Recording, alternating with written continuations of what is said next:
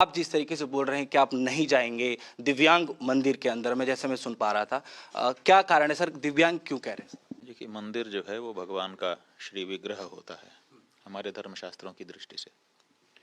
तो वो जब पूरा बनेगा तभी सकलांग होगा। और आजकल जो प्रचलित शब्द है जिसमें आम लोग समझ सकते हैं वो दिव्यांग हो गया है, तो इसीलिए दिव्यांग शब्द का प्रयोग किया गया, ताकि लोग समझ जाएं कि अभी पूरे अंग, मंदिर के पूरे अंग बने नहीं हैं। नागर शैली में बन रहा है ना। नागर शैली में आधार से लेकर के 8 अंग होते हैं मंदिर के। तो उसमें शिखर जो है, शिखर के ऊपर कलश, वो अंतिम अंग होता है।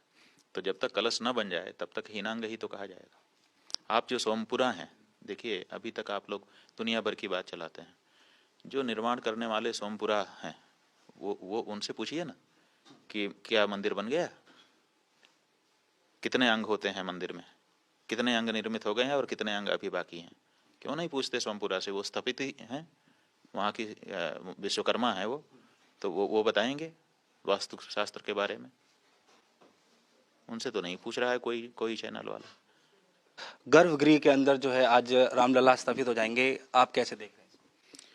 देखिए, हमको बड़ा आश्चर्य हो रहा है। हम एक पत्र भी अभी लिख रहे हैं जो ट्रस्ट है उसके अध्यक्ष को। ये समाचार आया है कि एक ट्रक में कोई मूर्ति लाई गई है और वो गर्भगृह में स्थापित की जाएगी। तो हमारा ये कहना है कि ये जो रामलला विराजमान है, मुकदमा तो इन्होंने लड़ा, जीत तो इनकी हुई, और धूप ताप टेंट में रह करके इन्होंने सहा। अब जब मंदिर बन गया तो कोई दूसरी मूर्ति आके बैठेगी, तो इन रामलला की उपेक्षा क्यों की जा रही है? रामलला विराजमान ने मुकदमा जीता है ना। रामलला विराजमान के लिए लोगों ने बलिदान किया है। तो ये समझ में नहीं आता है। इसलिए हम लोगों का कहना है, अनुरोध कर रहे हैं हम ट्रस्ट से कि रामलला विराजमान को ही मुख्य वेदी पर स्थापित किया जाए। बाकी कोई मूर्ति करना है तो उसमें हमें आपत्ति नहीं है, लेकिन मुख्य वेदी पर ये रामलला, इन्हीं से भावना जुड़ी हुई है वर्षों से। सब लोगों ने इनके लिए, जब इनको टेंट में बैठे देखते थे तब लोगों का मन पसीजता था कि देखो कैसा अन्याय हो रहा है, कैसा अत्याचार हो रहा है। इन्हीं की पूजा पुजारी जी बहुत लंबे समय से करते चले आ रहे हैं। तो आज जब इतना बड़ा इनके नाम पे मंदिर बन गया, इन्होंने मुकदमा जीत लिया, तो अब दूसरी कोई मूर्ति आकर के उनकी जगह ले ले, वो उन्हीं की जगह उन्हीं की रहनी चाहिए। जो है अब मोदी जी जो है जजमानी नहीं करेंगे, कोई जो है मिश्रा जी हैं और उनकी वाइफ जी हैं वो करेंगी, तो क्या इसके बावजूद भी जो है आप लोग अभी भी नाराज हैं? भैया, ये सब बिना मतलब के सवाल हैं। पहले कौन कहाँ पत्र निकल गया था कि मोदी जी यजमानी करेंगे, और अब कहाँ निकल गया कि वो नहीं करेंगे। ये सब तो चीज़ें प्रोसेस में हैं, चलती रहती हैं। मोदी जी तो एक ही दिन आना था। ये जो उनका कार्यक्रम है वो 6-7 दिन का है। तो 7 दिन उनको, मोदी जी को कब कब ऐसा समाचार आया था कि 7 दिन वहीं रह करके मोदी जी काम करेंगे? वो तो एक ही दिन जाने वाले थे ना। तो इस तरह के प्रश्न कोई तात्पर्य नहीं रखते। कि प्रधानमंत्री मोदी जी को जो है जिस तरीके से राम मंदिर प्राण प्रतिष्ठा या फिर जो भी उद्घाटन है उनका करना ठीक रहेगा? भैया, हम सब के, पूरे देश के प्रतिनिधि हैं वो। जब विदेश में जाता है, कौन आपके देश का प्रतिनिधित्व करता है? करते हैं ना। तो हमारे सबके प्रतिनिधि हैं। अगर वो करना चाहें तो क्या बाधा क्या है किसी को? हाँ, ये जरूर है कि अगर उनको करना होगा तो धर्मशास्त्र के नियमों, सब नियमों को मानते हुए करना होगा। मनमाना नहीं कर सकते, बस इतना ही तो बंधन है। अन्यथा वो तो प्रतिनिधि है ही है। कुछ करना चाहें तो क्या दिक्कत है, क्या है? प्रतिनिधि करें, लेकिन धर्मशास्त्र के नियमों की अवहेलना करते हुए ना करें, इतना ही तो कहना है। राम मंदिर जो है अधूरा है या नहीं है वो मायने नहीं रखता है, मायने रखता है कि पूजा पाठ और जो भी कार्य जो करना चाहिए था उसके उससे विधि विधान से ही हो रहा भैया, ये बात है कि हमने अपनी बात कह दी है जो धर्मशास्त्र के सम्मत थी। कोई भी धर्मशास्त्री अभी तक हमारे सामने, आप लोगों के चैनल के माध्यम से या सीधे, आया नहीं है कि धर्मशास्त्र सम्मत सब कुछ हो रहा है। हमने एक ही प्रश्न उठाया, अधूरे मंदिर में प्रतिष्ठा कैसे हो सकती है? क्योंकि मंदिर की प्रतिष्ठा होती है, मूर्ति में, मूर्ति तो जीवात्मा है। जो हमारा शास्त्र है उस शास्त्र के अनुसार मूर्ति तो जीवात्मा है, प्राण है, लेकिन शरीर तो मंदिर है। तो जब अभी शरीर पूरा बना ही नहीं तो प्राण उसमें कैसे प्रतिष्ठित कर दोगे? एक बात है। दूसरे, धर्मशास्त्र में कुछ नियम होते हैं, उसमें पहले स्थपति से क्या कहते हैं, हैंडओवर करा लिया जाता है। आज के शब्दों में अगर कहें कि स्थपति कार्य करेगा, करके वो फिर समर्पित करेगा कि अब मेरा काम हो गया, अब आप आगे का बढ़ाइए। फिर उसमें शुद्धियाँ होती हैं, क्योंकि कार्य करते समय बहुत सारी अशुद्धियाँ रहती हैं, तो वहाँ पर फिर पवित्रता के लिए 7 पुण्याह वाचन होते हैं। वो 7 पुण्याह वाचन होने के बाद फिर से अशुद्धि करोगे, कैसे करोगे? एक बार जब जो काम होना है वो हो जाए, उसके बाद तब वहाँ पर पवित्रता का वातावरण बनाया जाता है। उसके बाद जब मंदिर का उत्सर्ग होता है, भगवान के लिए उसका सार्वजनिक समर्पण किया जाता है, तो उसमें शिखर और कलश सहित, ध्वजा सहित मंदिर के समर्पण का नियम है। ये सब कहाँ से हो सकेगा? तो कोई धर्मशास्त्री तो आकर के धर्मशास्त्र के वचनों के अनुसार बता नहीं रहा है, केवल ये कहते हैं सब विधि विधान से हो रहा है। अरे भैया, तो वो बता दो ना। हम तो अपनी बात कह रहे हैं कि हीनांग मंदिर में प्रतिष्ठा नहीं हो सकती है। वो क्यों नहीं कहते हैं कि नहीं, हाँ ये देखिए ये वचन है, हीनांग मंदिरे भी प्रतिष्ठा स्यात्। ऐसा वचन कोई दिखाए ना। वो नहीं दिखा रहे।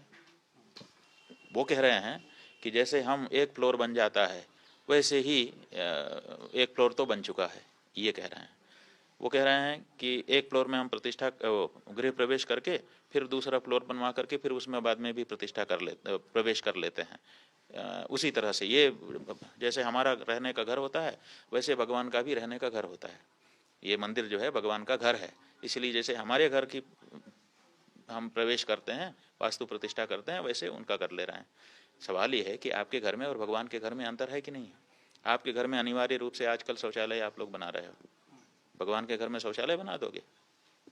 भगवान का घर तो भगवान की अपेक्षा के अनुरूप बनेगा ना। और भगवान के घर का जो वास्तु है वो अलग है, मंदिर का वास्तु अलग है और घर का वास्तु अलग है। घर में शिखर नहीं बनता, मंदिर में शिखर अनिवार्य होता है। तो ऐसी परिस्थिति में घर के वास्तु को और मंदिर के वास्तु को दोनों को मिला करके और कहना कि जैसे हम घर में प्रवेश करते हैं, भगवान घर में प्रवेश करते हैं? ये बताए हमको कोई। हम घर में प्रवेश करते हैं, जब घर बन जाता है तो उसमें वास्तु पूजा करके फिर हम उसमें प्रवेश करते हैं। प्रवेश करते समय दरवाजे के बाहर हम अपने देवता को लेकर के खड़े होते हैं। फिर अलग अलग तरह के वो हैं, पहले गाय को प्रवेश कराया जाता है, मंगल चीज़ों का प्रवेश कराया जाता है, फिर हम स्वस्ति वाचन करते हुए ब्राह्मणों के साथ घर में प्रवेश करते हैं। ठीक है, तो यहाँ भगवान प्रवेश करेंगे? यहाँ प्रवेश तो होता नहीं है, यहाँ तो प्रतिष्ठा होती है। तो प्रवेश में और प्रतिष्ठा में अंतर है मेरे भाई। क्यों कोई पंडित विद्वान आकर के इस बात को स्पष्ट क्यों नहीं कर रहा है? वो कह रहे हैं, लिखित हमने देखा पंडित जी का, कि जैसे हमारा घर होता है, एक फ्लोर में हम रह जाते हैं, वैसे उनका भी घर है, एक फ्लोर बन गया, इसलिए हम तो गृह प्रवेश थोड़े हो रहा है, ये प्राण प्रतिष्ठा हो रही है। गृह प्रवेश में और प्रतिष्ठा में अंतर है। गृह प्रतिष्ठा कभी सुना है शब्द? गृह प्रवेश होता है, गृह प्रतिष्ठा नहीं होती है। और मंदिर प्रवेश कभी सुना है? मंदिर प्रतिष्ठा होती है। तो प्रतिष्ठा में और प्रवेश में बड़ा अंतर है मेरे भैया। इस बात को विद्वान लोग क्यों नहीं स्पष्ट कर रहे हैं? केवल आप बहुत ज्यादा इकट्ठा हो गए हो, आपकी संख्या बहुत ज्यादा हो गई है, कई हजार बता रहे हैं और कई सौ पंडित बता रहे हैं और कई हजार संत बता रहे हैं। आप हजार सहस्रश समेता नाम परशत्व न विद्यते चत्वारो वेद धर्मज्ञ परशत्रैविध्यमेव च स ब्रूते यम सधर्म स्यात् एको वाध्यात्म वित्तमः। हमारे यहाँ पारिषद्य निर्णय होता है, जो विद्वान होता है उसकी बात मानी जाती है, हजार लोग नहीं मानी जाती है। एक आदमी यहाँ भी बेहोश होकर के गिर जाए और यहाँ 1000 लोग खड़े हों, उनकी बात मानी जाएगी कि उसमें से एक आदमी हाथ उठाएगा, मैं डॉक्टर हूँ, तो उसकी बात मानी जाएगी? किसकी मानोगे बताओ? 1000 की कि एक डॉक्टर की? एक डॉक्टर की मानोगे ना, क्योंकि वो विषय का विशेषज्ञ है। विषय के विशेषज्ञ को, मर्मज्ञ को, उसकी बात को माना जाता है। तो विषय का कोई मर्मज्ञ तो बताए कि गृह प्रतिष्ठा शब्द क्यों नहीं प्रचलित हुआ, मंदिर प्रवेश शब्द क्यों नहीं प्रचलित हुआ? गृह प्रवेश, मंदिर प्रतिष्ठा, ये अलग अलग शब्द क्यों बने हुए हैं? तो इस भेद को स्पष्ट आप जानते ही नहीं हो। इसका मतलब आम पब्लिक की बात अलग है। फेसबुक में कोई विरोध कर दे, कुछ कर दे, वो तो भावना के वशीभूत होकर के कर देता है। उसको लगता है कि कुछ गड़बड़ हो रहा है, और लगता नहीं है, उसको बरगलाया जा रहा है कि साहब ये बाधा डाल रहे हैं, तो ये कर रहे हैं, तो उसको लगता है कि शायद ऐसा ही होगा, हमारे नेताजी कह रहे हैं। हम तो ये कह ही नहीं रहे हैं, हम तो ये कह रहे हैं कि इतने परिश्रम के बाद, इतने बलिदानों के बाद आज अवसर आ रहा है, तो अंतिम समय में हम गड़बड़ी ना करते हैं। इतना ही तो कह रहे हैं, और क्या कह रहे हैं? जब विपक्षी पार्टियों ने, चाहे जो भी है, उन लोगों ने अगर ठुकरा दिया न्योते को और साफ तौर पे कहा गया कि ये धर्म विरोधी हैं, सनातन विरोधी हैं, और जिस तरीके से महाराज जी आप कह रहे हैं कि जो है पूरा अभी निर्माण नहीं हुआ है, तो क्या ये भी चलने लग जाएगा एक समय पे कि जो है अरे भैया, जो विपक्षी पार्टियां हमारे वक्तव्य का सहारा लेकर के आज कोई बात कह रही हैं, वो हमारे जैसे हम धर्मशास्त्र के पक्ष में खड़े हैं, हमारा भाई भी हिंदू ही लोग हैं ना, सब संत लोग हैं, विद्वान लोग हैं, पंडित लोग हैं, लेकिन हम धर्मशास्त्र के कारण हम उनके भी विरुद्ध खड़े हो गए हैं कि भाई एक बात गलत करो। क्यों? क्योंकि हमारे यहाँ यही तजेव प्रताप प्रहलाद विभीषण बंधु भरत महतारी बलिगुरु तजेव कंत ब्रज बनितनि भय मुद मंगलकारी। हम तो धर्म के लिए सबसे विरोध कर लेते हैं, तो हमने धर्म के लिए ये आज ये बात उठाई है कि धर्मशास्त्र का अपमान नहीं होना चाहिए। तो क्या जिस धर्मशास्त्र के लिए हम अपने भाई तक को विरोध कर रहे हैं, उस धर्मशास्त्र को विपक्षी पार्टियां मान्यता दे रही हैं, वो भी अपने इसी धर्मशास्त्र के अनुसार सब भविष्य में करने वाली हैं। एक एफिडेविट दे दें, एक वक्तव्य बढ़िया सा दें कि नहीं नहीं बिल्कुल अब आज के बाद शंकराचार्य जी के द्वारा जो व्याख्यायित धर्मशास्त्र है उसी को हम लोग मानेंगे, तब भी हम कहें कि चलो ठीक है।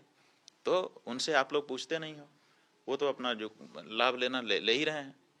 अगर लाभ लेना है तो आप लाभ ऐसे नहीं है कि आधा तीतर आधा बड़ेर, आधा हम खा लें और आधा बीज के लिए रख दें, ऐसा नहीं हो सकता। वो तो आपको एक ट्रस्ट है। अगर आप धर्मशास्त्रों को प्रमाण मानते हो तो इससे बढ़िया कुछ बात नहीं हो सकती। कोई पार्टी फिर पक्ष क्या है? फिर तो विपक्ष विपक्ष हो गया कि वो धर्मशास्त्र को मान्यता दे रहा है। लेकिन विपक्ष धर्मशास्त्रों को वो मान्यता देता है, अपने व्यवहार में आगे भी देने वाला है कि केवल इसी मामले में उसका लाभ लेना चाहता है। आप लाभ ले सकते हो, लेकिन तब जब आगे भी आप धर्मशास्त्र के अनुसार ही हर बात को करना चाहो। क्या इसके लिए विपक्ष तैयार है? ये समस्या है उनसे। लेकिन ये सब आप लोग सवाल नहीं पूछ रहे हो। उनके लाभ में आप भी मदद कर रहे हो या उनकी हानि में मदद कर रहे हो। किसी न किसी एक राजनीतिक दल, क्योंकि दोनों तरफ दो राजनीतिक दल हैं, तो कोई इनका समर्थन कर रहा है, कोई उनका कर रहा है, ऐसा हो रहा है। हम ना किसी का विरोध कर रहे हैं राजनीतिक दल का, ना समर्थन कर रहे हैं, हम धर्मशास्त्र के पक्ष में खड़े हैं। लेकिन महाराज कुछ तबके ऐसे हैं जो आपके समर्थन में एकदम खड़े हैं। अरे भाई, जो समझता होगा, हमारी बात के मर्म को समझता होगा, वो कोई भी हो। देखिए, इस संसार में हर आदमी की बुद्धि में भगवान ने एक चीज दी है कि वो तथ्य और सत्य के पक्ष में खड़ा हो जाता है। अगर गलत बात हमारे पिताजी भी कह रहे हों, और हो सकता है कि हम बड़े शिष्ट लड़के हों, उनके सामने कुछ ना बोले, लेकिन हमारा हृदय तो कहेगा कि पिताजी की ये बात गलत है। और अगर शत्रु कुछ कह रहा हो, अच्छी बात, सच्ची बात, तो भले हम उसका विरोध करें शत्रु होने के नाते, लेकिन हमारा मन कहेगा कि बात तो सही कह रहा है। तो हमारी जो बुद्धि है वो सत्य और तथ्य की पक्षपाती नहीं होती है। तो इसलिए जिसको हमारी बात समझ में आ रही है वो पर समर्थन कर रहा है। और अगर ठीक से पूरे देश को समझ में आ गई, कोई एक व्यक्ति भी नहीं हमारे विरुद्ध खड़ा होगा। क्यों? क्योंकि हम कोई बात किसी राग द्वेष से नहीं कह रहे हैं। हम अपने उन धर्मशास्त्रों के हवाले से बात कह रहे हैं और उनके पक्ष में खड़े हुए हैं जो त्रिकालदर्शी हमारे ऋषि मुनियों के द्वारा प्रणीत हैं। अगर निमंत्रण आता है तो क्या आप लोग जाएंगे? किस बात का निमंत्रण? प्रतिष्ठा का। हमने बता दिया प्रतिष्ठा अभी हो नहीं सकती है, अधूरे मंदिर में प्रतिष्ठा नहीं हो सकती है। तो जब प्रतिष्ठा हो ही नहीं रही है तो उसके लिए निमंत्रण कोई कैसे दे सकता है और कैसे कोई स्वीकार कर सकता है? वहाँ तो कोई इवेंट हो रहा है। प्रतिष्ठा तब होगी जब वो शास्त्र के अनुसार मुकम्मल होगी, अन्यथा वो एक कार्यक्रम है, आयोजन है, बड़ा दिव्य हो जाए, बड़ा भव्य हो जाए, आप जैसे चैनल के लोग उसका बड़ा प्रचार करें, वो सब अच्छा है, उसमें हमें कोई लेना देना भी नहीं है। लेकिन प्रतिष्ठा तो तब होगा जब विधि का पालन हो। विधि का पालन नहीं हो रहा है। ये जो तर्क लगाया जा रहा है कि जैसे हम एक फ्लोर बना करके प्रवेश कर लेते हैं, ऐसे ही एक फ्लोर बन गया भगवान प्रवेश कर लें। भगवान गृह प्रवेश नहीं करते, भगवान का मंदिर बनता है और उस मंदिर की प्रतिष्ठा होती है।